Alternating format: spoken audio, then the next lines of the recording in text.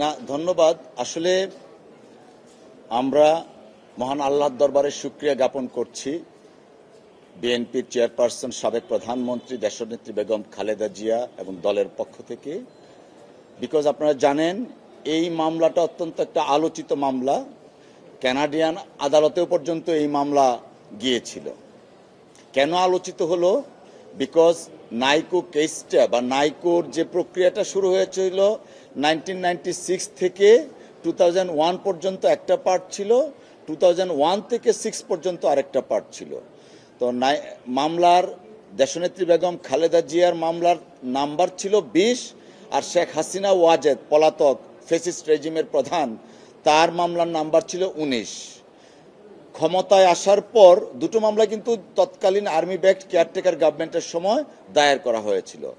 2009-এ পলাতক ফ্যাসিস্ট রেজিমের প্রধান শেখ হাসিনা ওয়াজেদ ক্ষমতায় আসার পর ক্ষমতার দম্ভে এবং রাষ্ট্রযন্ত্রকে ব্যবহার করে তার পার্ট যেটা ছিল সেই পার্টটা মহামান্য হাইকোর্ট ডিভিশন কর্তৃক স্টে করে রাখেন এবং অ্যাপিলেট ডিভিশনেও মামলাটা স্টে বহাল রাখে। এবং আপনারা জেনে খুবই আমি কি বলবো, অবাক করার বিষয়, তৎকালীন সময়ে দুর্নীতি দমন কমিশন শেখ হাসিনার বিরুদ্ধে যে স্টে ছিল সেই স্টেটার বিরুদ্ধে আপিল পর্যন্ত করে নাই। অথচ দেশনেত্রী বেগম খালেদা জিয়ার বিরুদ্ধে কোনো ধরনের কোনো যৌক্তিক বা আইনগত অভিযোগ না থাকা সত্ত্বেও সেই মামলা দিয়ে দেশনেত্রী বেগম খালেদা জিয়াকে অনেকভাবে নাজেহাল করা হয়েছিল। আমরা বারবার আদালতে এসেছি এবং এসে শেখ হাসিনার মামলার পার্টটা যে স্টে আছে সেইটাও মহামান্য আদালতে দেখিয়েছি, কিন্তু দুঃখজনকভাবে আইনের শাসন ছিল না এবং এটা একটা পলিটিক্যাল স্কিম ছিল, যে কারণে দেশনেত্রী বেগম খালেদা জিয়ার মামলাটা চলমান ছিল। On the other hand Sheikh হাসিনার মামলাটা স্টে করা ছিল, যেটা আমরা মনে করি ইট ওয়াজ এ ম্যালিশিয়াস প্রসিকিউশন। অর্থাৎ দেশনেত্রী বেগম খালেদা জিয়ার বিরুদ্ধে রাজনৈতিক অসৎ উদ্দেশ্যে এবং ওনাকে আইনগতভাবে বা আদালতের মাধ্যমে ক্ষতি করার জন্যই মামলাটা চলছিল।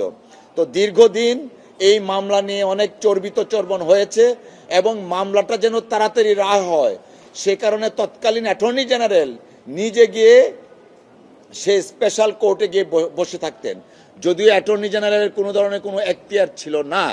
এবং এই মামলায় আমরা বিভিন্ন সময় মহামান্য আদালতে এসে দেখিয়েছি বেগম খালেদা জিয়ার বিরুদ্ধে কোনো অভিযোগ নাই। তিনি প্রধানমন্ত্রী হিসাবে পলাতক শেখ হাসিনার যে কাজটা ছিল নাইকো প্রজেক্ট সেইটাকে শুধু অব্যাহত করেছিলেন। কিন্তু তারপরেও চোরে না শুনে ধর্মের কাহিনী, দুর্নীতি দমন কমিশন তৎকালীন সময়ে ছিল বিএনপি দমন কমিশন, তারই ফলশ্রুতিতে মামলাটা চলমান ছিল। দীর্ঘদিন পরে আমরা তৎকালীন সময়ে বলেছিলাম দেশে যদি আইনের শাসন থাকতো তাহলে দেশনেত্রী বেগম খালেদা জিয়া ন্যায় বিচার পেতেন। আমরা মনে করি দেশনেত্রী বেগম খালেদা জিয়া আজকে এই রায়ের মাধ্যমে, খালাস পাওয়ার মাধ্যমে আমরা মনে করি তিনি ন্যায় বিচার পেয়েছেন। দেখুন, আসলে এই বিষয়টা হচ্ছে কি, দেশনেত্রী বেগম খালেদা জিয়া, জনাব তারেক রহমান সাহেব সহ বিএনপির অনেক নেতাদের বিরুদ্ধে ফ্যাসিস্ট রেজিম তৎকালীন প্রধান শেখ হাসিনার নির্দেশে এবং তত্ত্বাবধানে এমন অনেক মামলা দায়ের করা হয়েছে যেই মামলাগুলোর আইনগত কোনো ভিত্তি ছিল না, তাদেরকে নানাভাবে নাজেহাল করা হয়েছে। অফকোর্স এজ এ লয়ার আমরা এই সমস্ত বিষয়গুলো বিবেচনা করছি এবং যথাসময়ে এই ধরনের পলিটিক্যাল পারসিকিউশন এবং ম্যালিশিয়াস প্রসিকিউশন যেগুলো ছিল তার ব্যাপারে আমরা কার্যকরী পদক্ষেপ নিব।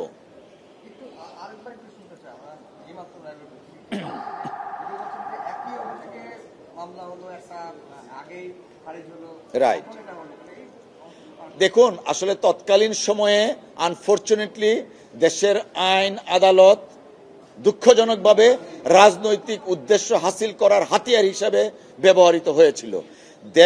দেশ ছিল একটা, শেখ হাসিনা ওয়াজেদের পার্লামেন্ট ছিল রাবার স্ট্যাম্প। ঠিক আদালতকেও ডিকটেট করে বেগম খালেদা জিয়াকে যেন রাজনৈতিকভাবে হয়রানি করা যায় এবং বিএনপির নামে যেন কালিমা লেপন করা যায়, তার জন্য শেখ হাসিনা ওয়াজেদ আদালতকে ব্যবহার করতেন এবং দুর্নীতি দমন কমিশনকে ব্যবহার করতেন। তারই ফলশ্রুতিতে শেখ হাসিনা ওয়াজেদ ওনার বিরুদ্ধে অভিযোগ যা ছিল তা খারিজ করে দিলেন, বাতিল করে দিলেন। কিন্তু দেশনেত্রী বেগম খালেদা জিয়া শেখ হাসিনার সময় যে কন্ট্রাক্টটা হয়েছিল সেই কন্ট্রাক্টটা শুধু পারফর্ম করছিলেন। তার জন্য বেগম খালেদা জিয়াকে দিনের পর দিন আদালতের কাঠগড়ায় হাজিরা দিতে হয়েছিল এবং সেটা করা হয়েছিল অত্যন্ত উদ্দেশ্যমূলকভাবে।